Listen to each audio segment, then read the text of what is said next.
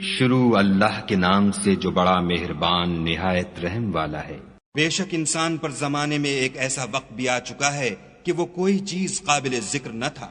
ہم نے انسان کو نطفہ مخلوط سے پیدا کیا تاکہ اسے آزمائیں، تو ہم نے اس کو سنتا دیکھتا بنایا اور اسے رستہ بھی دکھا دیا۔ اب وہ خواہ شکر گزار ہو خواہ ناشکرا۔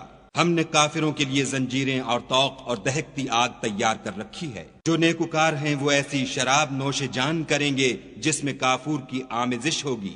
یہ ایک چشمہ ہے جس میں سے خدا کے بندے پیئیں گے اور اس میں سے چھوٹی چھوٹی نہریں نکال لیں گے۔ یہ لوگ نظریں پوری کرتے ہیں اور اس دن سے جس کی سختی پھیل رہی ہوگی خوف رکھتے ہیں، اور باوجود کہ ان کو خود طعام کی خواہش اور حاجت ہے، فقیروں اور یتیموں اور قیدیوں کو کھلاتے ہیں، اور کہتے ہیں کہ ہم تم کو خالص خدا کے لیے کھلاتے ہیں، نہ تم سے عوض کے خواستگار ہیں نہ شکر گزاری کے طلبگار۔ ہم کو اپنے پروردگار سے اس دن کا ڈر لگتا ہے جو چہروں کو کرہ المنظر اور دلوں کو سخت مضطر کر دینے والا ہے۔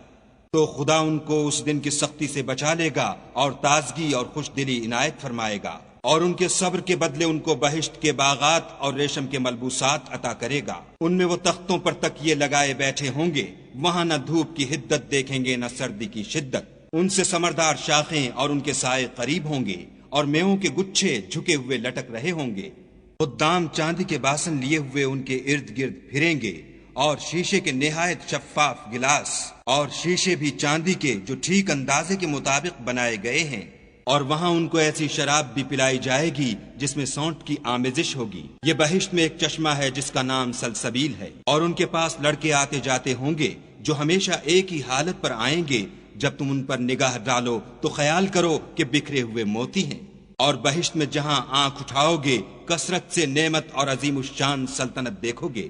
ان کے بدنوں پر دیبائے سبز اور اطلس کے کپڑے ہوں گے، اور انہیں چاندی کے کنگن پہنائے جائیں گے، اور ان کا پروردگار ان کو نہایت پاکیزہ شراب پلائے گا۔